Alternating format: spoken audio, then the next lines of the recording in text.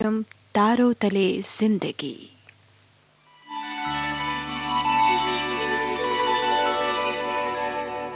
तारों तले जिंदगी। इस सीरीज में हम आपके लिए लेकर आए हैं हिंदी साहित्य जगत की कुछ चर्चित कहानियों और उपन्यासों पर केंद्रित नाट्य वाचन। इस कड़ी में प्रस्तुत है मुंशी प्रेमचंद का लिखा चर्चित उपन्यास मनोरमा। तो आइए सुनते हैं प्रसिद्ध उपन्यास मनोरमा का रेडियो नाट्य वाचन।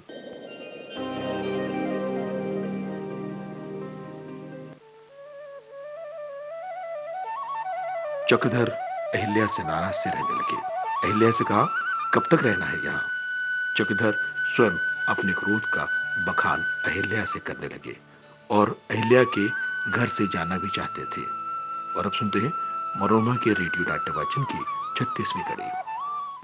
चक्रधर समझ गए कि अगर मैं आग्रह करूं तो वो मेरे साथ जाने पर राजी हो जाएगी। जब ऐश्वर्य और पति प्रेम दो में से एक को लेने और दूसरे को त्याग करने की समस्या पड़ जाएगी तो अहिल्या किस ओर झुकेगी, इसमें लेश मात्र भी संदेह उन्हें नहीं था। लेकिन वो उसे कठोर धर्म संकट में डालना उचित नहीं समझते थे। आग्रह से विवश होकर उनके साथ चली गई तो क्या, जब कोई कष्ट होगा तो मन ही मन झुंझुलाएगी, बात बात पर कुढ़ेगी और लल्लू को यहाँ छोड़ना ही पड़ेगा। मनोरमा उसे एक क्षण के लिए भी नहीं छोड़ सकती। राजा साहब तो शायद उसके वियोग में प्राण ही त्यागते। पुत्र को छोड़कर अहिल्या कभी जाने को तैयार नहीं होगी, और गई भी तो बहुत जल्दी लौट आएगी। चक्रधर बड़ी देर तक इन्हीं विचारों में मग्न बैठे रहे और अंत में उन्होंने बिना किसी को कुछ कहे सुने चले जाने का संकल्प लिया, और इसके अलावा कोई उपाय भी तो नहीं सूझ रहा था। चक्रधर ने अपने कमरे में जाकर 2-4 कपड़े और किताबें समेट कर रख दी।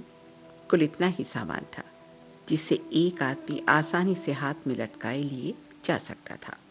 उन्होंने रात को चुपके से बक्सा उठाकर जाने का निश्चय किया। यात्रा की तैयारी करके और अपने मन को अच्छी तरह से समझाकर चक्रधर अपने सोने के कमरे में पहुंचे और नींद का बहाना करने लगे। वो चाहते थे कि ये भी सो जाए तो मैं चुपके से अपना बक्सा उठाऊंगा और चल दूंगा।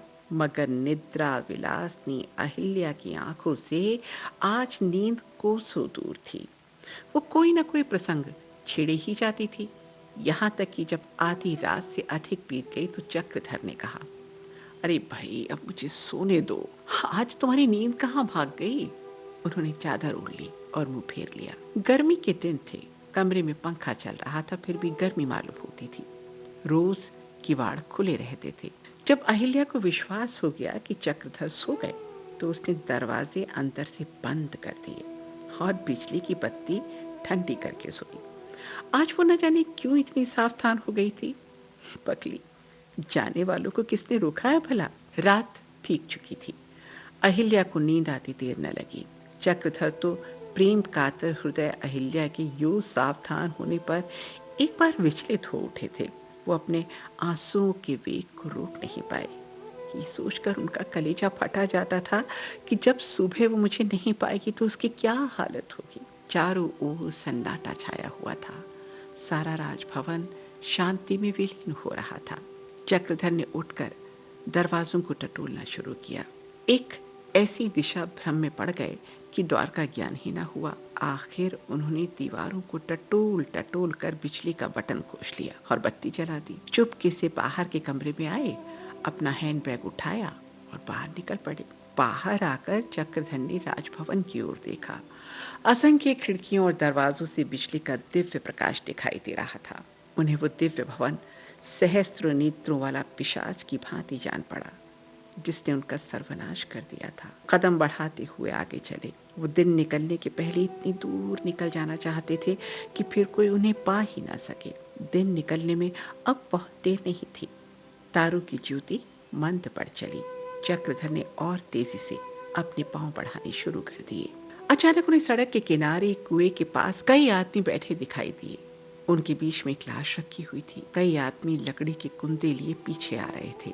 चक्रधर पूछना चाहते, कौन मर गया। धन्ना सिंह की आवाज पहचान कर वो सड़क पर ही ठिठक गए। इसने पहचान लिया तो बड़ी मुश्किल हो जाएगी। धन्ना सिंह कह रहा था किसी से, कसा आ गई तो कोई क्या कर सकता है। अरे बाबूजी के हाथ में तो कोई डंडा भी नहीं था, 2-4 घूसे मारे थे और क्या। मगर उस दिन से फिर बेचारा उठा ही नहीं। दूसरे आदमी ने कहा, ठाव कुठाव की बात है, मन्ना को कुठाव चोट लग गई। धन्ना सिंह, बाबूजी सुनेंगे तो उन्हें बहुत रंज हो जाएगा। जेल में हम लोग उन्हें भगत जी कहा करते थे। एक बूढ़ा आदमी बोल रहा था, भैया जेल की बात दूसरी थी, तब दयावान रहे होंगे, राज पाकर दयावान रहे तो जाने। धन्ना सिंह, दादा ये राज पाकर फूल उठने वाले आदमी नहीं हैं। तुमने देखा नहीं यहाँ से जाते जाते माफी दिला दी। बूढ़ा फिर बोला, अरे पागल, जान का बदला कहीं माफी से चुकता है क्या? तुम बाबूजी को दयावान कहते हो? अरे मैं तो उन्हें 100 हथियारों का एक हथियारा कहता हूँ। राजा हैं, इससे बच जाते हैं। अरे कोई दूसरा होता आंसी पे लटका दिया जाता।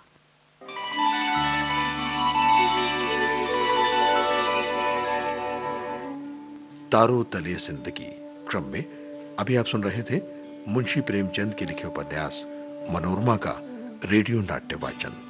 स्वर डॉक्टर ऋतु राजपूत का था और प्रस्तुतकर्ता थी काजल सूरी।